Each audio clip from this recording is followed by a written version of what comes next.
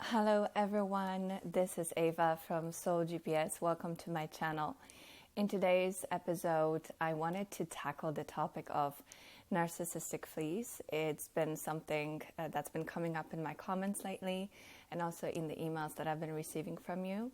So many of you are wondering about whether you could be the narcissist because you have identified within yourself certain traits and behaviors that remind you of those of the aggressor.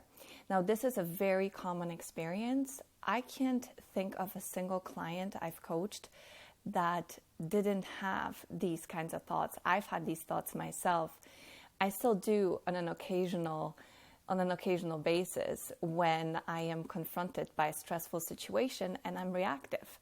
You know, after you've been through this and have acquired some knowledge about narcissism and the kinds of behaviors that constitute this disorder, it is very normal. I would say it's even healthy to self-reflect and to ask yourself those questions. However, a lot of the times we take it overboard, especially if we've been conditioned to take the blame, which is what typically happens when you've either been raised in a dysfunctional family or you've been through either one or even a series of dysfunctional relationships. This is what people who have these kinds of tendencies, who are aggressive by nature, who do tend to blame other people for their misgivings, for their misbehaviors. This is what they do. This is how they survive. This is how they keep their fake and false persona going. They have to, it's almost like they prove to themselves that the lie is true. I know this just doesn't make sense, right, for a normal brain. How can you try to force the lie to be true? But this is how it is. Pathology is based on taking two opposing ideas that don't fit together and sort of smashing them into one. So one way that I always try to use to illustrate to my clients about, how can you understand this? How can you get a little bit closer to comprehending this disorder is to imagine someone who both knows that they're lying and at the same time they believe in their lies. So you have two opposing paradigms in a way, two opposing ways of perceiving reality smashed together into one. I mean, it doesn't make sense. So that's another thing I often tell my clients is that if you can't understand, because that's what often happens, they're like, but I don't understand. Like, how can somebody do this? How can somebody, hurt other people intentionally? How can they behave this way? And they just don't understand. And you know what? Neither do I most of the time. I have to almost like remember each and every day about how this mechanism operates because it's not something that comes naturally. And you know what? I think that's a good thing. Again, that's a sign that you're healthy and your reflection and you thinking about it and you wondering about, whether you're doing the right thing or maybe are there areas of behaviors that could use an upgrade and an improvement. These are healthy things. So if you are asking yourself this question, know that it's normal. Now let's get to the gist of it because most of the time, again, it's taken out of context, it's taken way too far, and we're not dealing here with a full-on NPD, but we may be dealing with something that's called narcissistic fleas, which is basically you picking up some behaviors, some perspectives of the narcissist, and then noticing them in yourself. This is something that's happened to me. This is something that happened to thousands of us, if not millions of us. And it's something we do need to deal with at some point. So if it's something you've identified, like where does this come from, right? It comes from, if we're looking at it from the point of view of early childhood, it could be looked at in a way that, if you were raised in a dysfunctional family, typically what they don't like is they don't like dealing with uncomfortable, inconvenient emotions of a child. And when we're young, we tend to be spontaneous, we tend to be chaotic, our moods change moment to moment, we're very expressive, and a lot of parents may not like it and they may want to try to silence silence us and silence you. So what ends up happening is you repress certain parts of yourself that are not welcome. And so later on, these emotions will need to come out somehow, and they can manifest as an illness, they can manifest as short temper, they can manifest in myriads of ways, right? So the key is to recognize whether there are parts of you that have been repressed, that are eager to come out, that want to come out. Now, if we add to that a relationship during your adult age with a narcissist, then, we seek models. We look for examples of behavior. And if we're around a person who's dysfunctional, who's destructive, and we want to please them, what we may do is we may lean into them a little bit more than we would maybe in other circumstances, because there's this heart bonding, this heart connection, and you really care about this person, you don't want to lose them. And of course, they have many ways of manipulating you to behave like them. They also want to project their inner world onto you, so you end up being the person who expresses it for them. They can do it through a variety of provocations and, pulling you into an argument and then pointing a finger at you and saying, well, look at you, look what you've just done, right?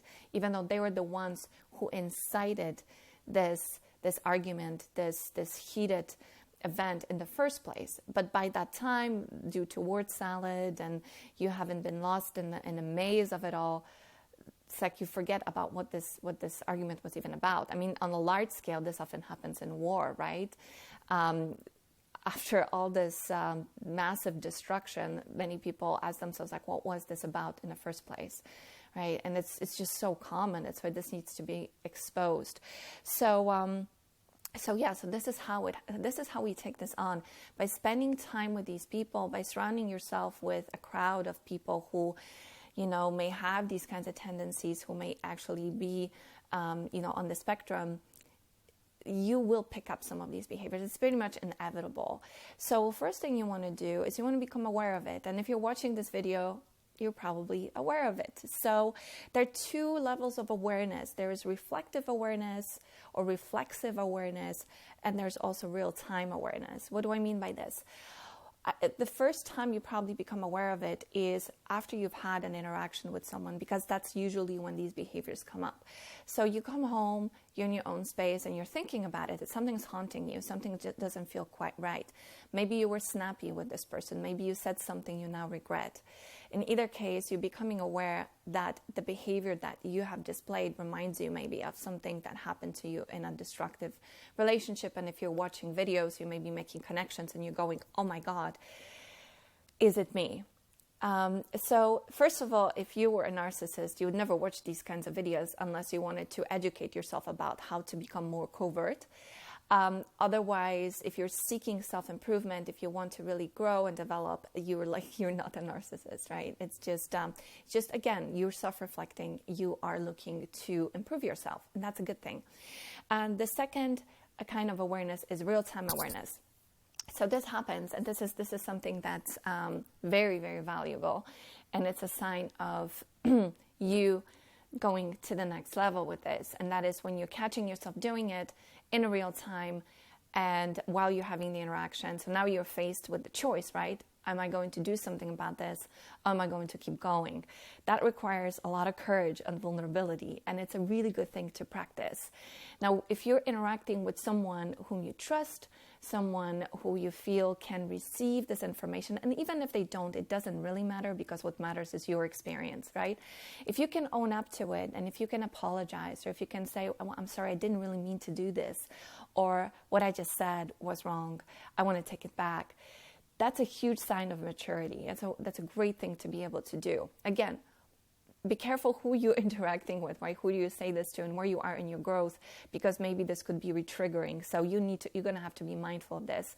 But again, if it feels safe, if it feels right, then go for it. You might end up having a real powerful bonding experiences with this friend, with this person. And also you may experience viscerally what it means to change direction in the moment, which is extremely empowering to change your behavior in the moment, in the now. So, and that's ultimately what we have to do, is when we become aware of narcissistic fleas, we're going to have to take charge and own up to it, take responsibility and make these changes. Now, changes are not comfortable. I want to acknowledge that. It means confusion. It means entering a state of groundlessness, of ambiguity. For some time, you're kind of in this transition stage. You may not know exactly what you're doing. Just stick with it. Keep moving forward, and you'll be fine. Now, what helps me and what helped me to continue to change and move in the right direction, I do slip sometimes. I do say things that I maybe later regret, right? I do, my beliefs are changing. Everything's evolving all the time. Everything is in flux. So know that that's okay, and be okay with that change. But what helps me stay anchored and grounded is to focus on higher principles, focus on orienting my life towards higher values. So my higher values are, and I've distilled it to the main three, there are more, but the main three are freedom, truth, and love. So everything that I do, I like to do in support of these principles. So that's something that you might want to discover for yourself. It's something that I incorporated into my free, that's not the free program. The free is the SOS program that I have on my webpage, but I also have prepared the Unchained program, which is much more advanced program that walks you through 12 modules of recovering from trauma bond and freeing yourself from the past, freeing yourself from a relationship, and becoming much more empowered. Now, that is not free, but it's very inexpensive. So if you're interested, you can go to my website. The links are down below and check it out. But that's what we dive into. I lead you through the exercise in the beginning of this course of how to find what your values are.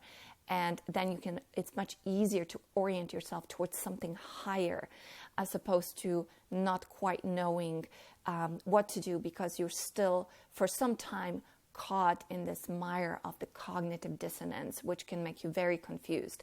And that's a very uncomfortable feeling. So we want to minimize the confusion as much as possible, but some of it is unavoidable if you're going through a period of growing. So what else did I want to share here? So we decide moment to moment who we want to be, how we want to show up. And that's a very powerful thing. So if you're not yet sure about who you are, which is typically the state that we emerge, that we're in as we emerge out of a difficult relationship, might be a good time to reflect on that a little bit and come up with a vision of yourself and vision of your life, a vision of your future. Of, where do you see yourself in the next few years? What are the motivating factors for you that you could incorporate into your life to help drive you forward in this process? Now, what I'm also very much a fan of, so I very much love the idea of polarity and masculine energy and feminine energy, because we do have both of those inside ourselves. So I like to incorporate a balanced approach towards self-growth too, which combines motivation, drive, moving forward, taking action, which is primarily the masculine side of our life and our expression, but also the feminine, which is rest, reflection, self-care. We need both. And in our current life, where we're just so driven to and always encouraged to push forward, we really do need to incorporate those times, because that's usually when we integrate new ways of looking at the world, when we integrate our experiences on a deeper level. So then it helps us to more automatically act and spontaneously act in a way that really supports our higher truth. So if this is something that you've been struggling, if this is something that's currently on your radar, first of all, I want to send you a lot of empathy, because I know how difficult this is and how confusing it is. But stick to it, work on yourself, use this as an opportunity to do some alchemy work on yourself and turn the darkness into light and help yourself grow. And I'm standing in support of that here, and I'm sending you lots of love and positive energy to help fuel your journey. Thank you so much, and have a beautiful day. Bye-bye.